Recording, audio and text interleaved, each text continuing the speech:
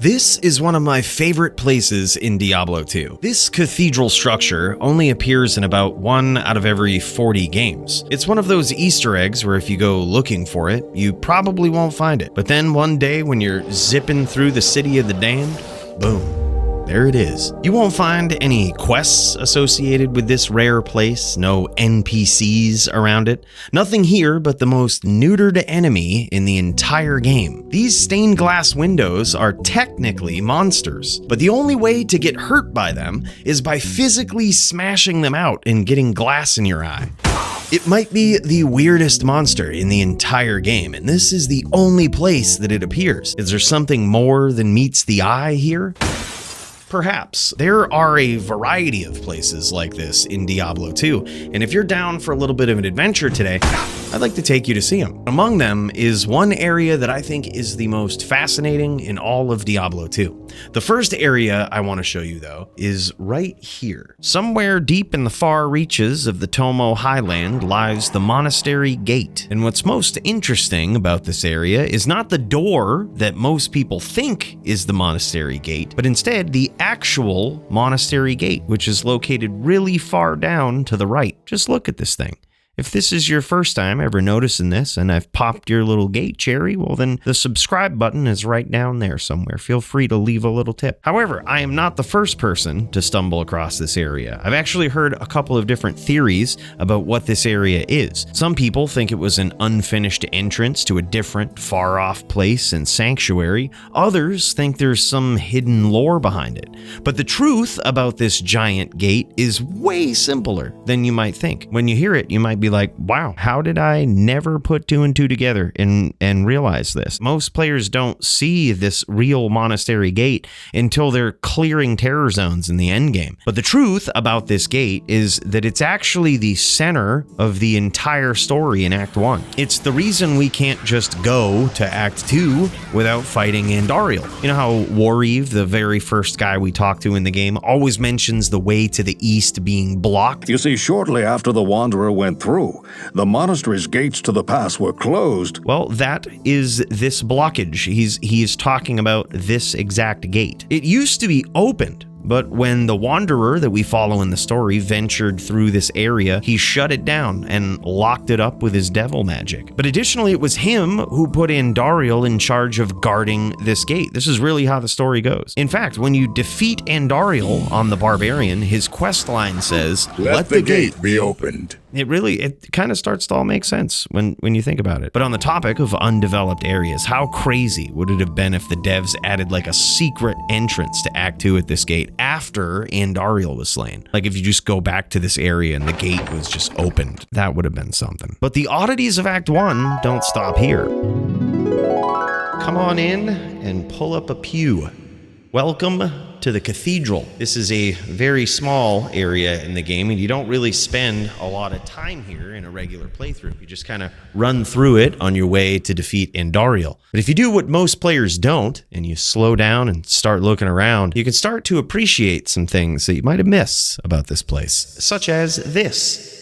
Is this the most out-of-place object in the entire Diablo series, or is there a deeper meaning here? Extimus pointed out that in this area, you can find what is indeed the Bayeux Tapestry on this wall. The story on it depicts the Norman conquest of England in the 11th century. Ironically, Catholicism was the moral high ground in the story depicted on the tapestry. It essentially pits Catholicism as a means to an evil end, which is really poetic in a cathedral like this. But that is not the only time that Catholic elements have been brought into this series. Let's table that thought just for a second, but don't forget about it. This cathedral serves as the spiritual center of the Sisterhood of the Sightless Eye. Had it not been for the actions of the Wanderer closing the monastery gate and unleashing Andariel on this place, this would actually be the place where all of the vendors are located. It was sort of their original base, if you will, which was overrun and is why everyone is now in the rogue encampment. Don't you just love how these little tours of Act 1 really start bringing things into perspective? Sometimes you just gotta slow things down. In fact, there is a TCP/IP server on the original game that still exists. Literally, you can log on to the old D2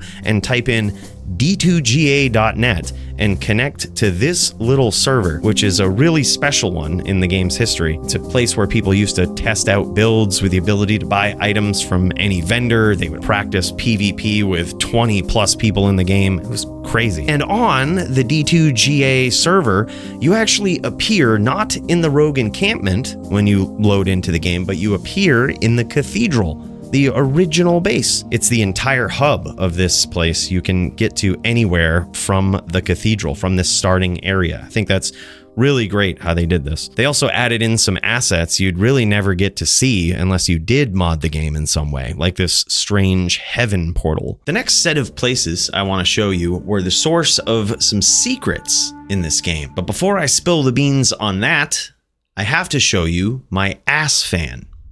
I wasted huge money on the best chair on the market literally weeks before LiberNovo sent me this. I will never own anything else. This is the LiberNovo Omni Pro chair, and it has an ass fan, or active airflow seat ventilation, as they want me to say. It creates a negative airflow beneath your seat so you don't get swamp ass and your chair doesn't end up smelling like farts. This is its bionic flex fit backrest with 8 flexible panels. Instead of locking you into one sitting position, the headrest, backrest, armrests, and seat all move with your body. Speaking of moving, it has 5 different recline modes that you can cycle through, such as this one for degenerate ladder grinding. And this one is perfect for its special feature, which I'll show you in a second. Have you been resting your feet on weird objects like pillows and end tables? I mean, I would never do something like that, but if you are, then it's not something you have to worry about anymore. You can even activate Omni Stretch, which is a built-in spinal stretching mode that gently stretches your back after long gaming or streaming sessions. If you sit at your desk more than an hour a day, you could be doing some serious damage over time to your body if you don't have the right chair. This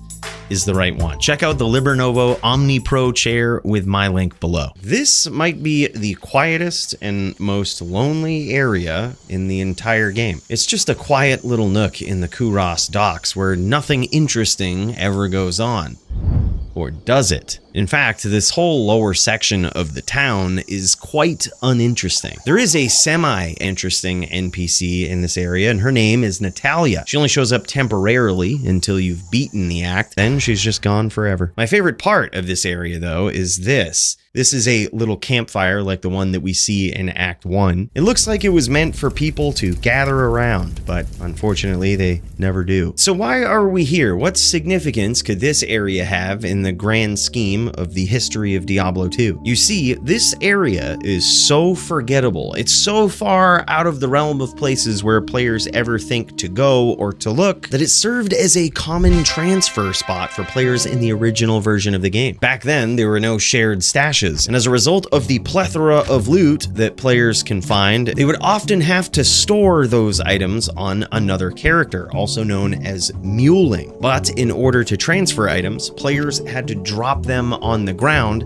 leave the game, and then come back on another character to pick them up. Even after Blizzard addressed this by adding some risky ways to transfer in your own game, players would join public games to transfer their goods. This was so that they didn't have to wait for their own games to perm, but it also ensured that other players would be in the game so it wouldn't just disappear when they left and came back. So players would go to the most obscure places in the game to temporarily hide their loot. And that is why this area in Act 3 really stands out. This is one of the more common areas that players would choose to do that. There were actually several forgettable areas or common areas for people to transfer. However, the very existence of people doing this and having to transfer this way, if you didn't have any friends online to help you out anyway, is that it led to the creation of thief builds. How do I know about these thief builds?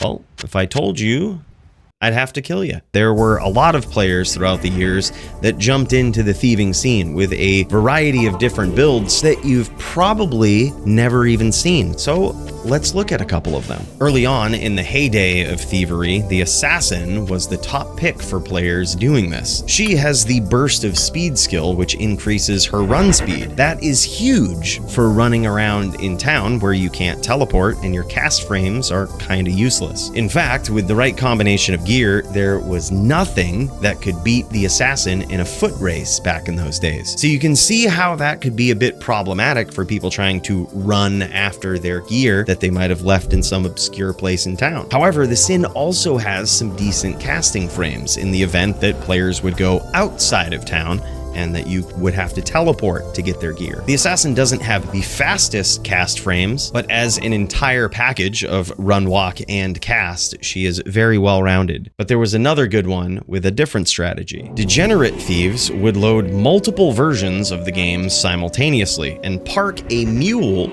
in parking games. That sounds weird these days, but there used to be a 2-hour playtime requirement for newly created characters, where until you were in a game on that character for at least 2 hours, an expiration date was placed on your character. I guess there was sort of always an expiration date on your character due to name farmers, but as soon as you created a new toon, that expiration date was really short. So what people would do to get rid of that 2-hour requirement and extend the expiration date of their character was make perm games or parking games where they would place their mules just AFK in town. So with players just being AFK, these were extremely attractive games for people to transfer in. But these crafty thieves knew this, and what they would do is on their other computer, they would place a level 1 mule in the game, acting like they were perming, but what they were really doing is watching for suspicious high-level players or even low-level players sometimes that looked like they might be transferring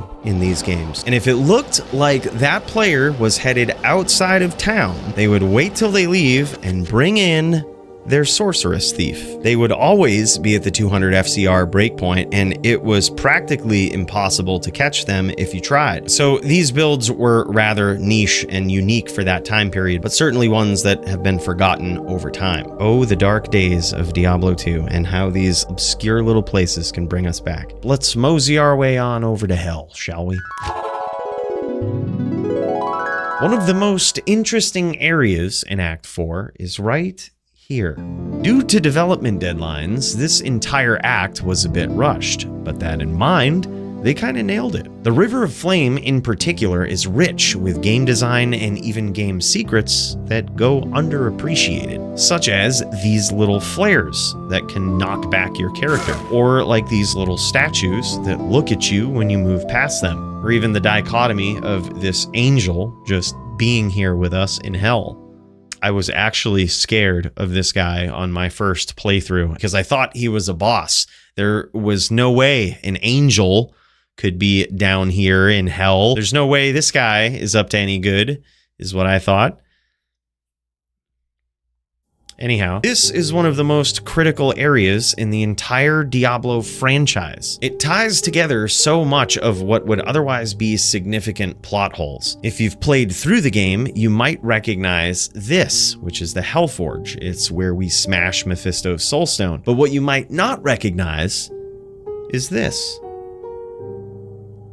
This is a false forge. It looks almost exactly like the real Hellforge, which is here on the map, but we are here. Certain map seeds contain extremely rare but deliberate features, and some say that that has something to do with this. There are only 3 quests in this act, as opposed to the regular 6 in every other one. Again, because this act was a bit rushed. But some people speculate that these random rare game seeds are meant to trigger quests when you come across them, almost like in Diablo 1. Not all of the quests would be available to the player on their first playthrough. Seems a bit weird for a game these days, but this one did define a genre, and it's likely that features like this were meant to add replay value. These things went underdeveloped in Act 4, and that's probably also where the stained glass phenomenon ties in. Makes you wonder what sort of random quests these things were meant to be a part of. In the original version of the game, this was the final act, so we started our adventure among kicked out cathedral dwellers and ended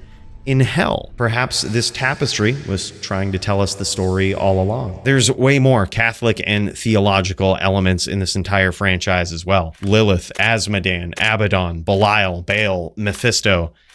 The list goes on. The point is, this entire act brings so much agreeable symmetry to the game and also leaves you wondering what could have been. Let's get out of here.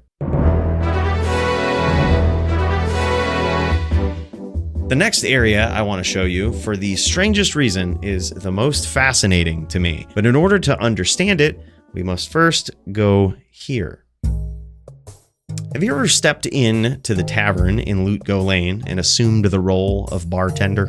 It's kind of wild that we're even allowed back here, really. But much like other strange and off-grid places in this game, the player base was responsible for turning this into quite a notorious spot. When the Annihilist charm was first added in an early patch, players weren't allowed to trade it in the trade screen. I can't.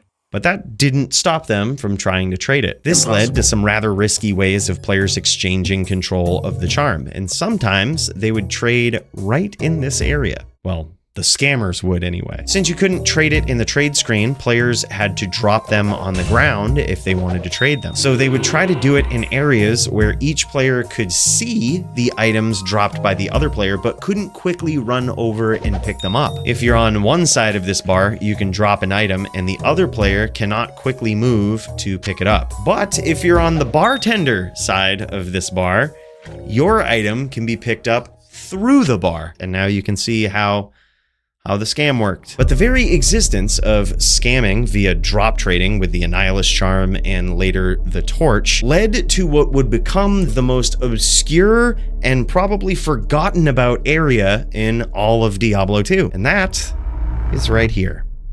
Whosever house this is saw a lot of foot traffic and a lot of trespassers in the early 2000s. That's because this spot was completely safe from drop trade fuckery. Every single form of it, even some that you might not have ever heard of. While lowbrow drop trade scamming existed in places like the tavern, there were far more places that were not safe from a little something called Town Teleport. This was a hack, and despite the name, it didn't actually teleport a player in town. It would resync the player's position instantly. I know that sounds very similar, but there is a difference. Due to latency or lag that is inherent with online play, the server might think that a player is here, but on the player's screen, they're here. Solving this subtle difference and making gameplay smooth is sort of a complicated explanation, but very basically, sometimes servers would trust information sent from the player regarding their positioning, as long as they were in a reasonably accessible area, and there were programs that allowed players to manipulate that. This basically led to the enigma-less bots from back in the day. The key term is reasonably accessible. When one player stood here and the other player stood by Mala's shop, if one of those players tried to use the Town Teleport program, the server would not consider either area to be reasonably accessible from the other. But the players can see each other and what they've dropped on the ground. So that made all of these Town Teleport or Blink programs not work properly when a player insisted on trading in this area. So that's where all of the drop trades ended up happening, and probably why the random barbarian that lives here was so happy when they finally allowed players to trade these in the trade screen. But next time you're in Act 5, drop by and say hi. This guy is probably misses us to some degree. Well, that concludes the tour. If you enjoyed it, let me know down below and maybe we could do another one of these